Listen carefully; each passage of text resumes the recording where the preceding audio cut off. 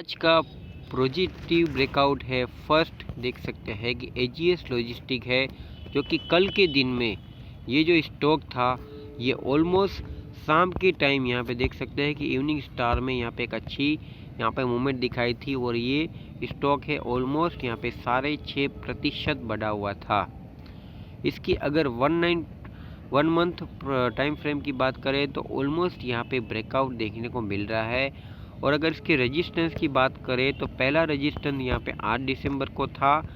उससे पहले की बात करें तो 25 नवंबर को ऑलमोस्ट यही रेजिस्टेंस के पास से स्टॉक है वो यहाँ पे रिटर्न हुआ था, यानी कि साइडवेज का काम किया हुआ था। और ये जो एरियाज है वो पूरा का पूरा साइडवेज एरिया है। अपना पहला हाई और लो मारा, फिर हाई मारा, फिर लो मारा और फाइनल इसने ब्रेकआउट दिया। 1 डे टाइम फ्रेम की बात करें तो ऑलमोस्ट इसी लेवल के ऊपर ये स्टार्ट किया था, देख सकते हैं कि और इसी लेवल के ऊपर से एक न्यू हाई मारना चालू किया। और जैसे ही इस लेवल को क्रॉस किया 330 से लेके 40 तक के बीच में, तो यहाँ पे एक अच्छी तेज़ी देखने को मिली। 6 मंथ चार्ट पैटर्न की बात करें तो ऑलमोस्ट जो स्टॉक है वो अपना पहले हाई मारता है, फिर थोड़ा लो मारता है, फिर एक अच्छा न्यू फ्रेश हाई मारता है, फिर लो मारता है। ऐसे कर करके स्टॉक ने ऑलमोस्ट बहुत टाइम स्पेंड किया हुआ है। और शॉर्ट टर्म की बात की जाए तो अगर यहाँ से स्टॉक है कंटिन्यूसली रैली करता है येस बैंक की तरह, जैसे मैंने यहाँ पे वीडियो में बताया था कि 19-18 से आसपास से स्टॉक है यहाँ पे अच्छा मूवमेंट आएगा, तो ऑलमोस्ट देख सकते हैं दोस्तों 2 दिन के अंदर ही स्टॉक ने यहाँ पे 35% की एक अच्छी रैली यहाँ पे बनाई हुई है। आपने अगर मेरा पुराना वीडियो नहीं देखा है येस बैंक का तो चेक कर लीजिएगा। तो ऐसा ही एजीएस लॉजिस्टिक में यहाँ पे कुछ शो कर रहा है टेक्निकली एनालिसिस कि अगर स्टॉक है वो कल के दिन यानी कि आज के दिन 14 दिसंबर के दिन सुबह का टाइम अगर ये 361 के ऊपर अगर ये चलता है और उसके बाद एक अच्छा लो मारता है और वापस से अगर ये ऊपर की साइड चलता है, जैसे कि 361 से 370 या 75 के बाद ये थोड़ा सा यहाँ पे 3 से 5 या 6 रुपया अगर गिरता है और उसके बाद वापस एक न्यू हाई मारता है, तो यहाँ पे हम समझ जाएंगे कि यहाँ पे एक अच्छा सा रैली आने को मिल सकता है। और शॉर्ट टर्म में हमें ये स्टॉक है वो 10% से लेके 20% या तो फिर 25-30% तक का भी रिटर्न प्रोवाइड कर सकता है। कुछ समय से आपने देखा होगा कि बैंक निफ्टी जैसे जैसे अच्छा परफॉर्मेंस देती है वैसे वैसे ही जो भी बैंक के रिलेटेड फाइनेंशियली स्टॉक्स होते हैं उसमें काफ़ी अच्छी, प्लस यहाँ पे गवर्नमेंट की यहाँ पे स्कीम अच्छी होने के कारण और गवर्नमेंट यहाँ पे स्ट्रॉन्ग मूवमेंट के होने के कारण यहाँ पे जो बैंकिंग स्टॉक्स होते हैं उसका जो रिटर्न होता है वो बहुत ही मल्टी बिगर बनता जा रहा है। आपने देखा होगा, फिर चाहे आप सेंट्रल बैंक से लेके यूको बैंक और यूको बैंक से लेके बैंक ऑफ महाराष्ट्र तक ले लीजिए, सभी बैंक में यहाँ पे अच्छा मूवमेंट देखने को मिला है। वैसे ही एक स्टॉक है यहाँ पे बैंक ऑफ महाराष्ट्र।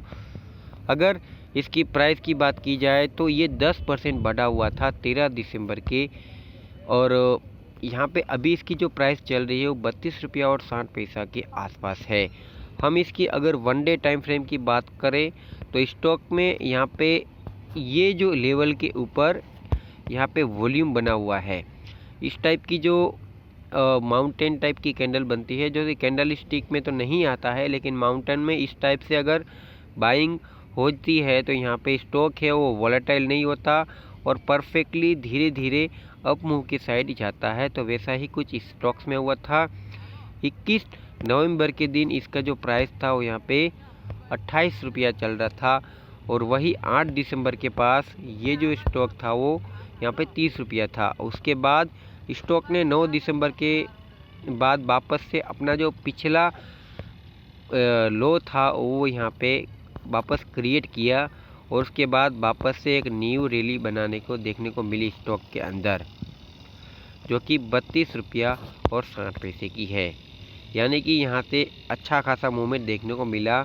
जो रिटेल इन्वेस्टर होते हैं वो यहाँ पे इस लेवल के ऊपर बाइंग की होगी और उसके बाद थोड़ा सा यहाँ पे सेलिंग के कारण डरने के कारण इसमें से निकल गए होंगे और वापस एक अच्छी रैली मिली होगी जो स्मार्ट इन्वेस्टर होते हैं उसके थ्रू। 6 मंथ में भी अगर हम देखेंगे तो स्टॉक है वो ऑलमोस्ट यहाँ पे इस लेवल से आसपास।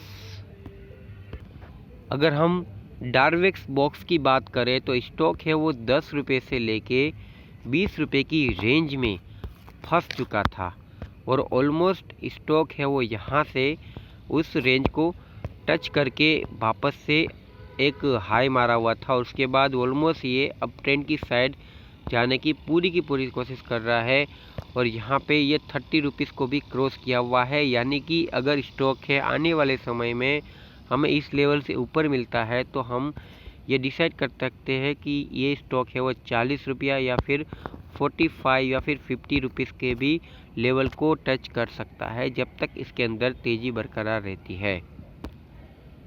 इतना अगर प्यार से मैं आपको समझाऊंगा तो आप अगर स्टॉक मार्केट में नए भी होंगे तो भी आपको प्राइस एक्शन के बारे में पता चलेगा। प्लस अगर आप इन्वेस्टमेंट कुछ भी करना चाहते हैं तो ये वीडियो के थ्रू आप कुछ ना कुछ सीख ज़रूर पाएंगे।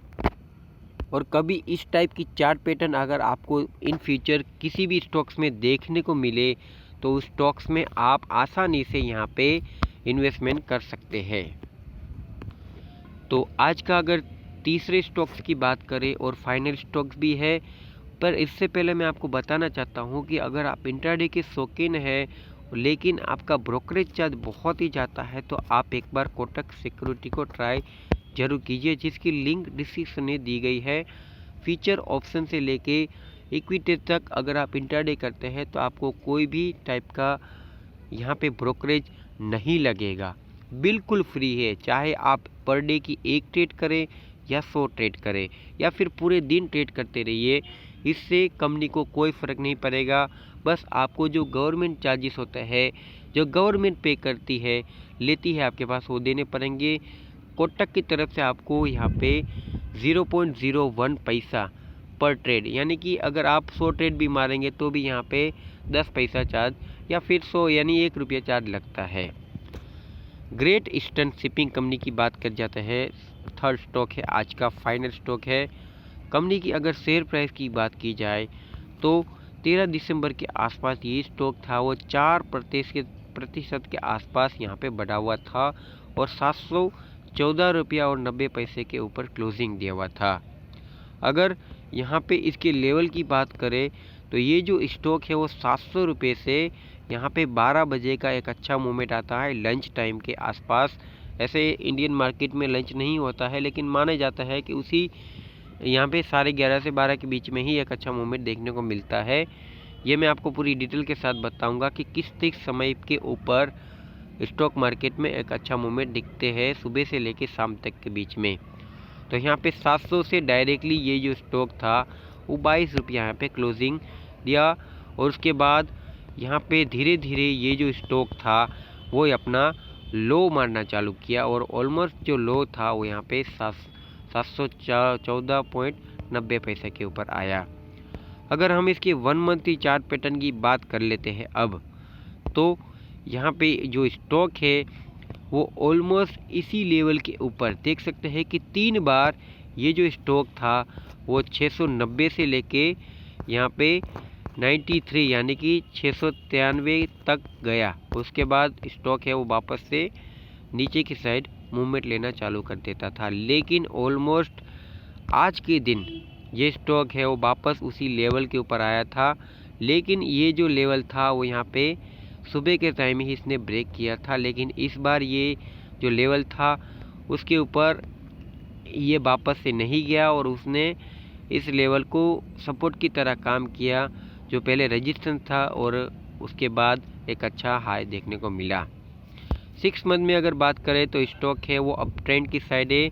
देख सकते हैं कि स्टॉक में अच्छी खासी यहाँ पे इन्वेस्टमेंट हो चुकी है। देख सकते हैं कि जो यहाँ पे वॉल्यूम होता है वो ज़्यादा देखने को मिल सकता है स्टॉक के अंदर, क्योंकि इसमें ना ज़्यादा वोलेटाइली है स्टॉक और ज़्यादातर देखा गया है ये है कि जो स्टॉक है वो वोलेटाइल नहीं होता है, वो स्टॉक में वो वॉल्यूम काफ़ी ज़्यादा होने के कारण स्टॉक है वो वन साइडली मूवमेंट देता है।